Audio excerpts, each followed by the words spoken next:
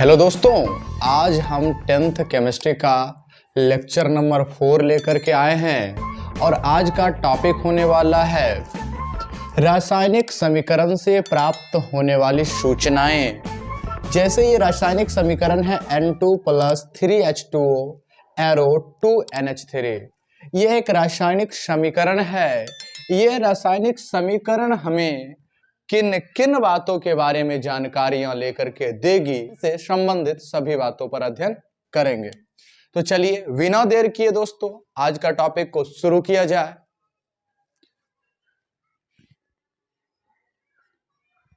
तो रासायनिक समीकरण से प्राप्त होने वाला सबसे पहला सूचना है कि रासायनिक अभिक्रिया में दो चीज होता है। एक होता है दोस्तों अभिकारक, दूसरा होता है प्रतिफल। एक अभिकारक और दूसरा प्रतिफल। तो रासायनिक समीकरण हमें सबसे पहले अभिकारक और प्रतिफलों के संकेत या सूत्र की जानकारी देता है। यह अभिकारक एवं प्रतिफल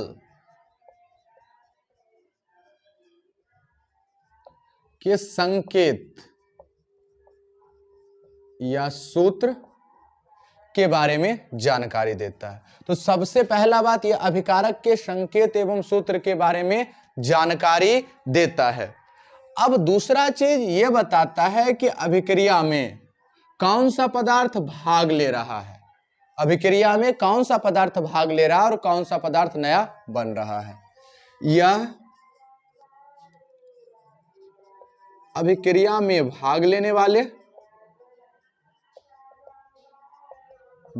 लेने वाले और अभिक्रिया के फलस्वरूप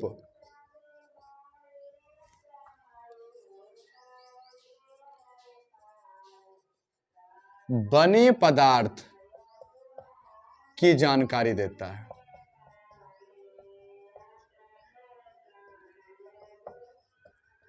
रासायनिक समीकरण जो है वो बता रहा है कि रासायनिक अभिक्रिया में नाइट्रोजन गैस हाइड्रोजन गैस से अभिक्रिया करके अमोनिया गैस बना रहा है। तो इससे यह भी मालूम चल जाता है कि रासायनिक अभिक्रिया में कौन सा पदार्थ भाग ले रहा है और रासायनिक अभिक्रिया के फलस्वरूप कौन सा पदार्थ बन रहा है। बात है दोस्तों रासायनिक अभिक्रिया में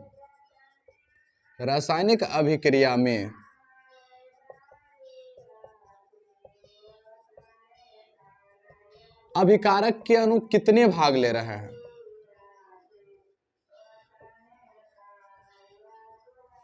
या परमाणु कितने भाग ले रहे हैं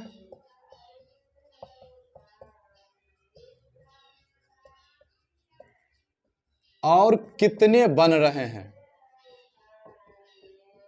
और कितने प्रतिफल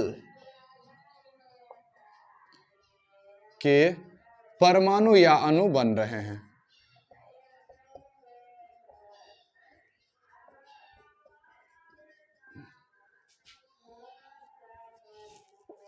तो तीसरा बात हुआ दोस्तों रासायनिक अभिक्रिया में अभिकारक के अणु या परमाणु कितने भाग ले रहे हैं और कितने प्रतिफल के परमाणु या अणु बन रहा है। चौथा बात अभिकारक और प्रतिफल के मोलों के बारे में जानकारी देता है। अभिकारक और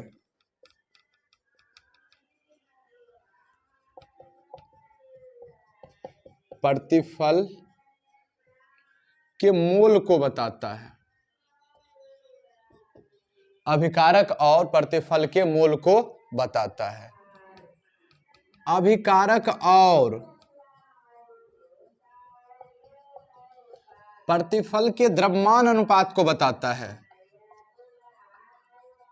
द्रव्यमान अनुपात को बताता है।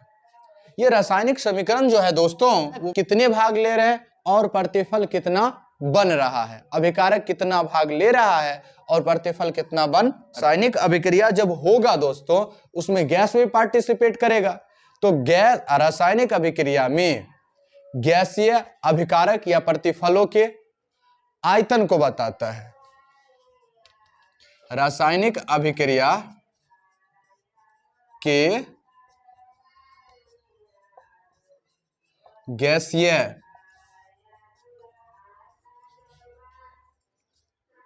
अभिकारक और प्रतिफल के आयतन को बताता है, आयतन को बताता है। तो इतने बातों की जानकारी केवल ये समीकरण अगर लिख करके दे दे, अगर लिख दे कि रासायनिक समीकरण क्या है, रासायनिक समीकरण क्या है और इनसे क्या क्या सूचनाएं प्राप्त होती है दोस्तों, तो आप इतने केवल इस बात से इन सब बातों को लिख सकते हैं। और अब की बार जान लीजिए, बिहार बोर्ड में अब है 10th एग्जाम में 5 नंबर का क्वेश्चन पूछा है इससे कि बताइए रासायनिक समीकरण क्या है और निम्न रासायनिक समीकरण से क्या क्या सूचनाएं प्राप्त होती है। तो एक रासायनिक समीकरण यह बता देता है कि अभिकारक और प्रतिफल का संकेत क्या है, उस अभिक्रिया में भाग लेने वाला अभिकारक कौन है, अभिक्रिया के फलस्वरूप प्रतिफल कौन बना है, रासायनिक अभिक्रिया में अभिकारक के अणु या परमाणु कितना भाग ले रहा है और रासायनिक अभिक्रिया के फलस्वरूप कितना परमाणु या अणु बन रहा है, अभिकारक और प्रतिफल, अभिकारक के कितने मोल हैं और प्रतिफल के कितने मोल हैं, इन बातों को भी जानकारी कौन लेकर के देता है दोस्तों, रासायनिक समीकरण। अगर रासायनिक अभिक्रिया में कोई गैसीय अभिकारक भाग ले रहा है या गैसीय प्रतिफल बन रहा है, उसका आयतन क्या है, इन बातों के भी बारे में जानकारी देता मिलता है कि नाइट्रोजन परमाणु भाग ले रहा है, हाइड्रोजन भाग ले रहा है और क्या बन रहा है दोस्तों, अमोनिया बन रहा है। तो नाइट्रोजन का संकेत N2 होता है, हाइड्रोजन का संकेत H2 होता है, अमोनिया का सूत्र दोस्तों NH3 होता है। तो सबसे पहला बात हमें क्या बता दिया कि नाइट्रोजन हाइड्रोजन भाग लेकर के अमोनिया अब है बना रहा है।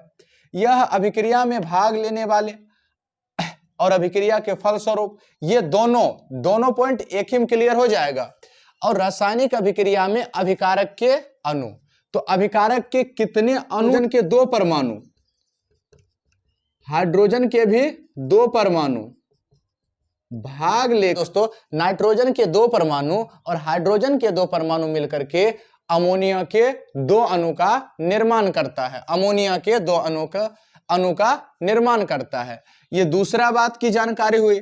तीसरा बात क्या कहता है, अब देखिए ये जो है अभिकारक और प्रतिफल के मोल के बारे में, तो कुछ न पीछे में 1 है, इसके पीछे में देखिए 3 लगा हुआ है, इसके पीछे में 2 लगा हुआ, तो 1 मोल N2 है, 1 मोल N2 मोल H2 से अभिक्रिया करके 2 मोल NH3 बना रहा है।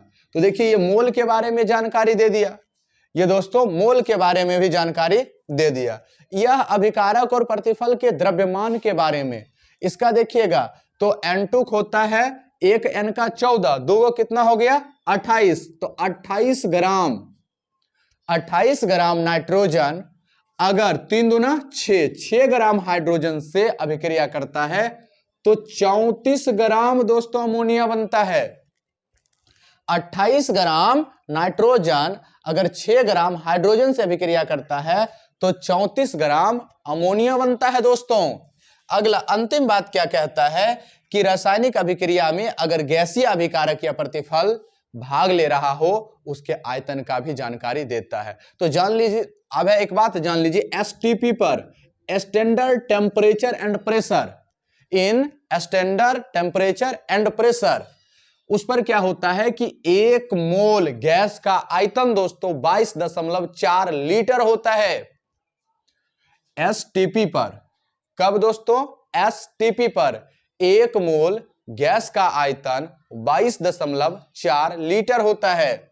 तो अब है कि देखिए यहां कितना मोल है 1, तो 22.4 लीटर अगर N2 लेंगे और 3 मोल है तो 22.4 गुना 3 लीटर लेना पड़ेगा हमें। और तब जाकर के कितना बनेगा, 2 गुना 22.4 लीटर अमोनिया गैस बनेगा। तो रासायनिक समीकरण से हमें, एक रासायनिक समीकरण से इतनी बातों के बारे में जानकारी मिलती है। यहां तक अब आपको टॉपिक क्लियर हो गया। अगला टॉपिक है आपका रासायनिक समीकरण के उपयोग के लाभ। अब सवाल उठता है कि रासायनिक समीकरण उपयोग करें तो क्यों करें, इससे हमें क्या बेनिफिट होगी। तो रासायनिक समीकरण से हमें क्या लाभ हो रहा है। सबसे पहला, अगर अभी तुरंत हम आपको एग्जांपल दिए कि N2 अगर H2 से रिएक्शन करता है तो NH3 बनाता है। अगर हम N2H2 और NH3 लिख रहे हैं तो इससे हमें क्या लाभ है, तो इसका लाभ बताते हैं दोस्तों। सबसे पहला लाभ है कि कागज की बचत होगी, कागज की बचत। दूसरा लाभ समय की बचत। तीसरा लाभ होगा कि रासायनिक समीकरण की सहायता से प्रतिफल की निश्चित मात्रा का निर्माण किया जा सकता है, प्रतिफल की निश्चित मात्रा का निर्माण किया जा सकता है, मात्रा का निर्माण हो सकता है दोस्तों। और अगला लाभ है इसके अध्ययन में संपूर्ण विश्व के लोगों को सहायता मिलती है।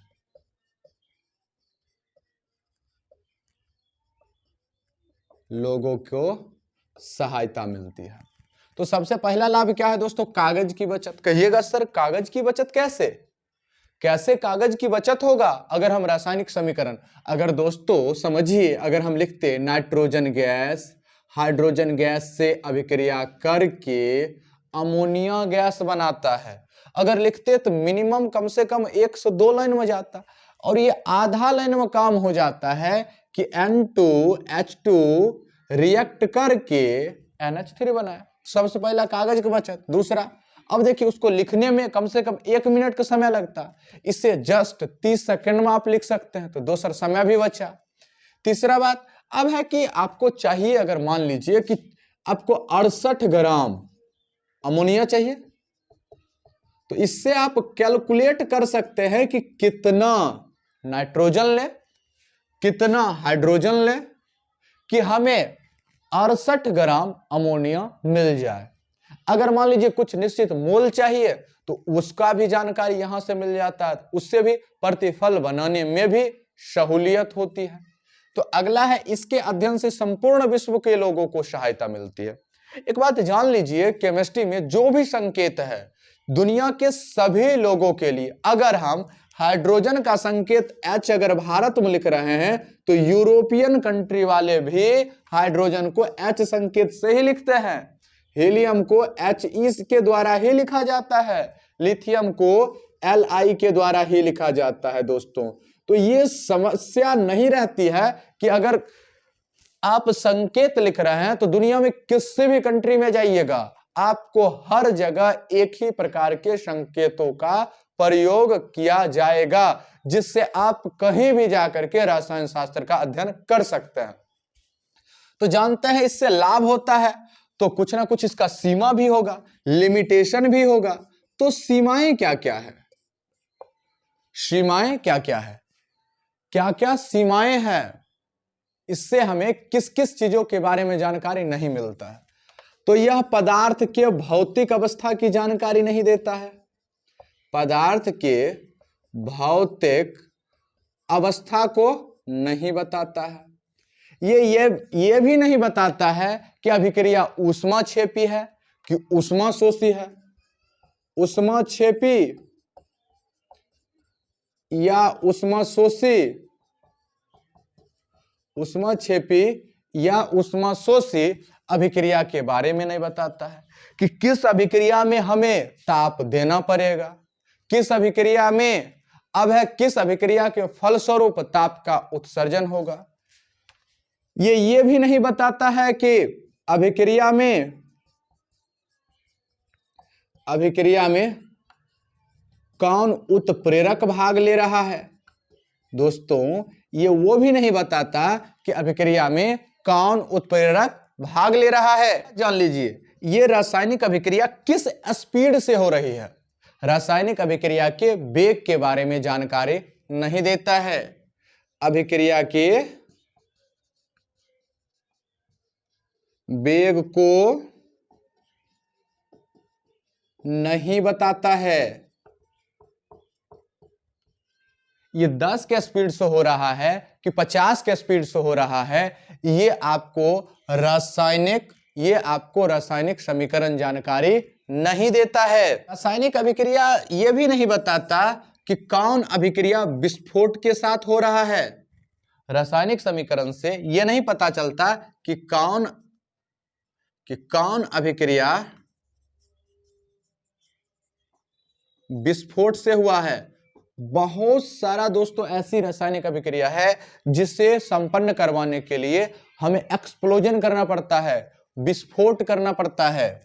और ये भी नहीं बताता कि रासायनिक अभिक्रिया में कितना पदार्थ भाग ले रहा है और रासायनिक अभिक्रिया के फलस्वरूप कितना पदार्थ, ये अभिकारक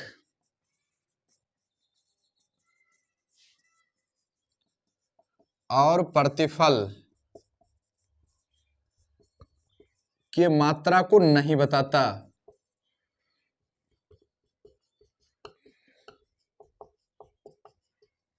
दोस्तों ये रासायनिक अभिक्रिया में भाग ले रहे अभिकारक या प्रतिफल की मात्रा को भी नहीं बताता। तो इसका लाभ हुआ कि कागज की बचत, समय की बचत, प्रतिफल की निश्चित मात्रा का निर्माण होता है। अब है कि निश्चित मात्रा का निर्माण अब है कैसे किया जा सकता है, इससे भी पता चल जाएगा। और इसके अध्ययन से संपूर्ण विश्व के लोगों को सुविधा होता है, जो सब जगह एक ही चीज का प्रयोग किया जाता है। अगला सीमा है ये पदार्थ की भौतिक अवस्था। भौतिक अवस्था कि ये ठोस है, गैस है, ठोस है, गैस है, तरल है, कौन सा अवस्था में है, ये बात की जानकारी नहीं देता। अब किस अभिक्रिया में हम ऊष्मा दे रहे हैं, अभिक्रिया के फलस्वरूप ऊष्मा निकल रहा है, इन बातों के भी बारे में जानकारी नहीं देता है हमारा रासायनिक समीकरण। अगला है अभिक्रिया में कौन उत्प्रेरक है, इसके बारे में भी नहीं बताता। अभिक्रिया के वेग को भी नहीं बताता कि गाड़ी किस स्पीड से चल रहा है। वहां पर तो आपको ओडोमीटर लगा रहता है, आप देख लेते हैं कि गाड़ी की स्पीड क्या है, बट यहाँ आपको पता ही नहीं चलता कि रासायनिक अभिक्रिया किस वेग से हो रहा है। और रासायनिक समीकरण ये भी हमें नहीं बताता कि कौन सा रासायनिक अभिक्रिया विस्फोट के साथ हुआ है और कौन सा अभिक्रिया नॉर्मल हुआ है। ये अभिकारक अब है कि रासायनिक समीकरण से ये पता नहीं चलता कि अभिकारक कितना मात्रा में भाग लिया है और अभिक्रिया के फलस्वरूप कितना प्रतिफल बना है। सवाल उठता है सर अगर ये सब सीमा है तो इसे हम सहूलियत के तौर पर कैसे बनाएं। सर अगर ये सीमा है तो इसे आसान कैसे बनाया जा सकता।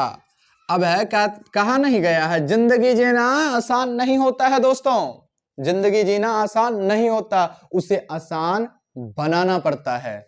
तो रासायनिक समीकरण को लिखना आसान नहीं है, उसे लिखना आसान बनाना पड़ता है। तो हमें कैसे जानकारी मिले कि कौन सा अब किस पदार्थ का भौतिक अवस्था क्या है दोस्तों, तो इसी के साथ जान लीजिए अगर कोई पदार्थ सॉलिड अवस्था में है, रासायनिक समीकरण में अगर अमोनिया है, अमोनिया मान लीजिए कि अमोनिया किस अवस्था में हो, ठोस में हो, तो कैसे समझे लोग कि ये अमोनिया जो है बाबू ठोस अवस्था में है।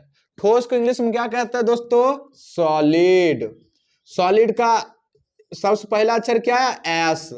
तो रासायनिक समीकरण में अगर ठोस पदार्थ को दिखाना है तो जैसे अगर N2 मान लीजिए कि ठोस है तो N2 लिखेंगे, एक पड़ोसिया में S लिख देंगे। तो इससे पता चल जाएगा कि N2 की फिजिकल प्रॉपर्टी सॉलिड है। अगर N2 लिक्विड है तो लिक्विड का क्या होता है, लिक्विड L होता है, तो L लिख देंगे। तो L लिख देंगे तो मतलब ये लिक्विड में है। गैस के लिए G लिख देंगे, G लिख देंगे मतलब वो किस में है, गैस में है। ये बात आपको जानकारी मिल गई होगी। अब पता कैसे चलेगा कि ऊष्माक्षेपी है या ऊष्माशोषी है? ऊष्माक्षेपी है या ऊष्माशोषी है? तो रासायनिक समीकरण का बायां भाग अभिकारक, अभिकारक के तरफ अगर ऊष्मा लिख दिया जाए तो हम अभिक्रिया में ऊष्मा दिए हैं लेकर के, जब हम अभिक्रिया में ऊष्मा लेकर के देते हैं तो उसे कहते हैं ऊष्माशोषी। अरे हमारा ऊष्मा सोखा है, अरे शोषित किया है, इसलिए वो क्या है? ऊष्माशोषी है। और अगर प्रतिफल के परोसिया में, अगर प्रतिफल के परोसिया में ऊष्मा लिखल हो दोस्तों तो समझ जाइए कि हमको दिया है, जब देता है तो परोसिया में है, प्रतिफल में जाता है तो प्रतिफल में अगर ऊष्मा लिखल हो तो समझ जाइए कि ऊष्मा लेकर के हमें दिया है, ऊष्माक्षेपी अभिक्रिया। अभिक्रिया में कौन उत्प्रेरक है, इसके बारे में अगर आप जानकारी लेना चाहते हैं तो तीर चिन्ह पर मान लीजिए इसमें निकेल धातु भाग लिया, पैलेडियम धातु भाग लिया, प्लेटिनम धातु भाग लिया, तो इन सब को कहां लिख देंगे? तीर चिन्ह के ऊपर। अगर हमको बहुत ज्यादा ताप देना पड़ रहा है, ताप के लिए आप डेल्टा लिख सकते हैं, ताप दिए हैं लेकर के। अगर रासायनिक समीकरण में डेल्टा लिखा हुआ हो तो समझ जाइए कि उसमें हमने ताप लेकर के दिया है। और रासायनिक अभिक्रिया के वेग, रासायनिक अभिक्रिया के वेग को अब है कि सहायता नहीं, रासायनिक अभिक्रिया को आसान नहीं बनाया जा सकता, रासायनिक अभिक्रिया के वेग का पता नहीं चल सकता, अभिक्रिया के विस्फोट के बारे में भी जानकारी नहीं मिलता है। और ये देखिए प्रतिफल कितना भाग ले रहा है, इसके लिए तो हम कैलकुलेशन कर लेते हैं, प्रतिफल कितना भाग ले रहा है इसके लिए हम कैलकुलेशन कर लेते हैं। और बहुत सारा चीज है, मान लीजिए कि रासायनिक अभिक्रिया हुआ और रासायनिक अभिक्रिया के फलस्वरूप गैस बना, तो गैस के लिए तो हम ऊपर वाला चिन्ह ओकरा पड़ोस में लगा देंगे। अमोनिया गैस है तो एकरा पड़ोसी हम क्या लगा देंगे? एगो तीर चिन्ह ऊपर वाला तीर चिन्ह लगा देंगे, मतलब क्या हुआ कि गैस बाहर निकला है।